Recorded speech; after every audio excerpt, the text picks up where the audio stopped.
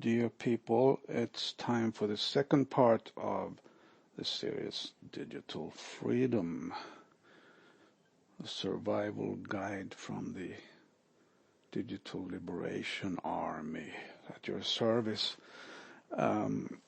If you saw the first intro episode, you should have some kind of idea what this is all about. It's how you can free yourself from dependency on all kinds of big commercial stuff out there that try to invade your computer. But not only that, but to have a tight, simple, clean, and well working, solid environment digitally. So in my first episode here, I just showed what I normally use a computer for. And I chose to do that to show the heavy stuff, because the software, for those of you who understand that kind of way of using computers, is pretty heavy stuff. So I just wanted to show that I can accomplish such things even with my current setup, which is, a very nice one, I think, that has evolved through years. So I wanted to share that. Now here I am actually editing the first episode in DaVinci Resolve, and I think here uploading the first episode to YouTube. And so that's basically where I am right now. And while I'm doing that, I started to record the second episode. And this time I want to turn more towards you who just are ordinary computer users, right? You do the general stuff. Now, what I wanted to show here from the very beginning is that I am not living in the Microsoft Windows universe that many people are out there, with all that it entails. I am not even anymore living in the Apple universe, because I got a bit fed up with both of them, frankly speaking. And all of those, some of those became too big. It just got too much. For me, I just want a simple thing and independent. I have my computer. I don't want it to talk to all kinds of others, sending information, getting information, pumping in stuff into my machine. Okay. So I am here using Ubuntu Linux, which I will talk more about as we go along here. For those of you who don't know, Ubuntu Linux, I won't get technical here, but it's a free operative system. It's based on, you could say, or inspired by, it's just basically a clone of Unix, which is old industry standard computer operative system, which is extremely stable and solid. It's a different world. Actually, Apple Mac OS is also based on that, another version called FreeBSD. So since I'm educated and certified in that kind of area as a system administrator and PC technician, all that, I know kind of the technicalities behind it, and that's how I came into this.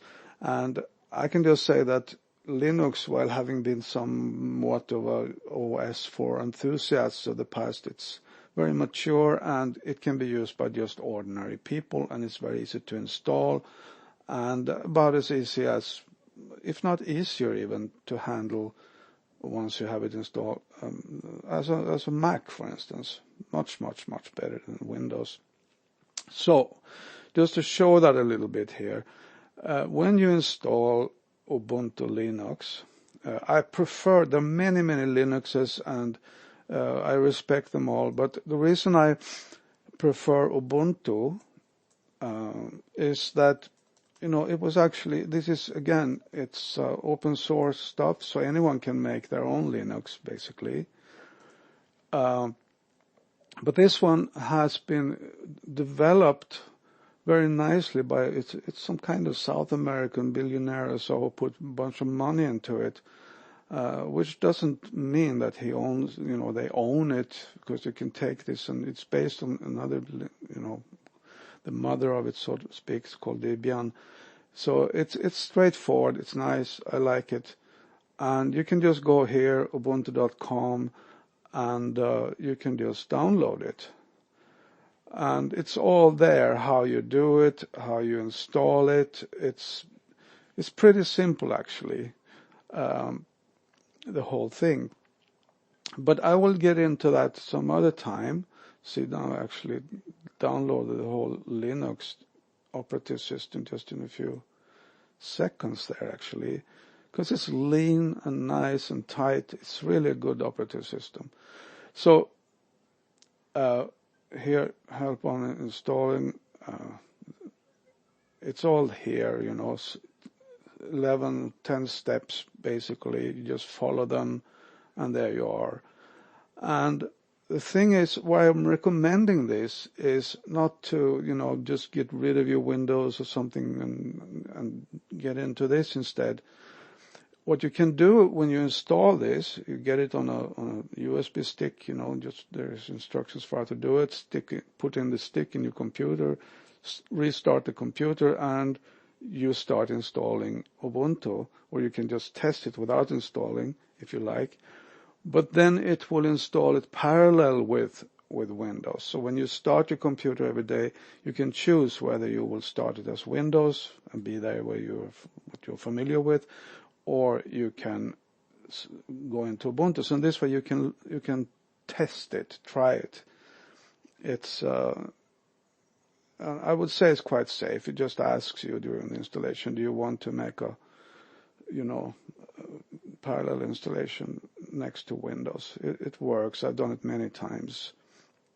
So what you get then, I know in my previous recording I looked at the more, my workflow, which is more, on the video and photography and audio and 3D animation stuff, heavy stuff like that. And I'm working with it professionally, so it's very demanding of the software and the hardware. And I'm running all this now that you see here on a desktop computer from which is like 6 years old now, and it's going fine.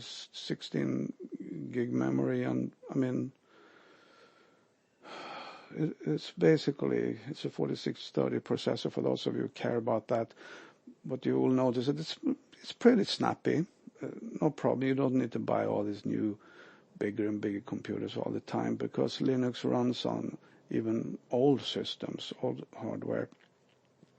So what you get is, you get Firefox web browser. It's just pre-installed there. When you install this, is basically how it looks like when it comes out of the box, which is not a box but a USB stick.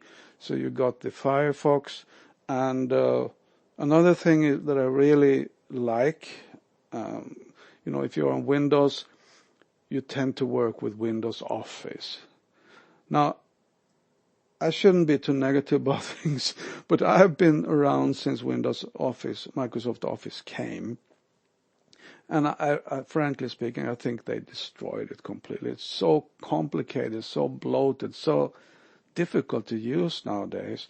Now, a few years ago, there was something called OpenOffice coming, and then it was bought by Oracle, and then it became LibreOffice. Is the one that comes with Linux, Ubuntu, when you install it. Not allowed there. So anyway, here you have, everything. This is like comparative to Excel. You have the writer, which is, I think, is much better than Microsoft Office.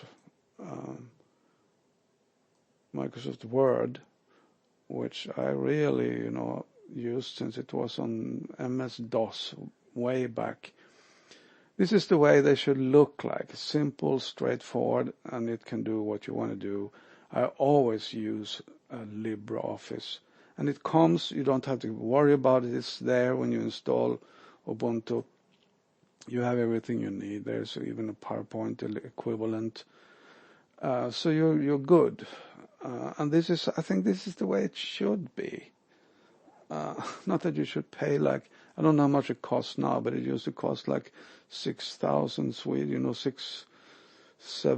$800 to get that stupid Office package, just to do the basic stuff that you need to do. So basically, when you install Ubuntu, you can choose different configurations.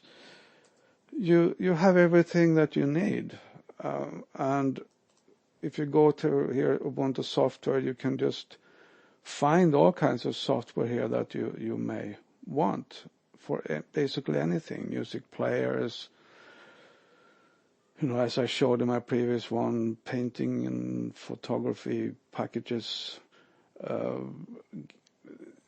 I would say Ubuntu is not strong on games, really. Linux is not strong on games. If you're a gamer, then you need to, like my kids do, they have also Ubuntu, but parallel with Windows. Sometimes when they want to play, they boot into Windows and do their thing there.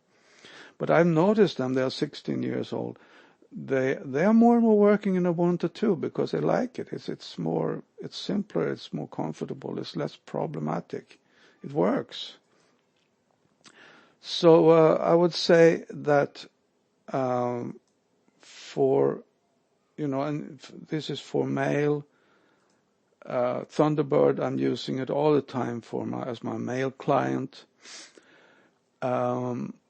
It's really nice. Again, we're talking good old-fashioned. These are very old, these pieces of software, but they have been continually updated through the years. So they are modern, they are up to it, but they also are very solid because they are tested and tried through so and so many years. And they are not, behind these pieces of software, you don't find powers, or interests powering them that are pushed by investors or whatever to come up with some new features, just some bells and whistles to show off new feature. Because these are open source, they are made by, and this is a nice culture that you still find around in the computer world, they are made by people who do it as volunteers, most of them. The whole Linux is maintained like that. These kind of pieces of software are maintained like that. And very good programmers, there is some handcraft pride among programmers too. Actually, very much so. That's the culture. Originally, computer programs, they were shared and people helped out, there were teamworks, and there's still that going on. So when you enter the world of Linux, then you are in that world. It's a friendly world where people share and cooperate, not where there's someone trying to hook you up to some things or get you to pay something for any little thing. And it's good quality stuff, better often than the commercial stuff today. And I'm ready to stand by that statement, and I will show you throughout this if there was going to be a series about this. So anyway, this is what I wanted to basically show today, that you do have, and I can't think of everything else now that you may want to use your computer for, but I could just say that, it's all there, and it's basically there out of the box when you install this Ubuntu. And I could show a little later, because pretty much of what we're going to talk about here is based on that if you want to free yourself, become one of those, liberated digital residents or users of digital equipment, I would say that this is one of the main ways you can do it. The main ways to go is that everything starts with the operative system. It's the environment. It's where the rest of what you do in that computer on that screen lives. All the programs, they live in the operative system. So you need to start looking at that. You can also do what I'm speaking about here on Windows machine or a Mac. These programs like Thunderbird and all the others basically that I'm showing here, they also exist for those. You can get LibreOffice for Mac and for Windows too, which is so nice because then whether you're working on this or that OS, operative system, you can have the same software on each one of them and free software. So it becomes more consistent. And I am daily moving around in my life between working on Windows machines at my daily job, because in the offices out there, the normal administrative stuff, and then it's pretty much depending on Windows. It's hard to get it away from there because these systems are so established. I mean, if you go to the more creative world, there you find Macs. So I have Macs, I have Windows machines, and I have Ubuntu machines, and I'm moving between the three just seamlessly, more or less. What is less seamless is when Windows come into the picture, because you can't so smoothly work between, for example, an Ubuntu, a Linux machine and an Apple machine, Mac machine. They're same family, so to speak. They can easily function together. And the nice thing with Linux is that it does its best to function together with both.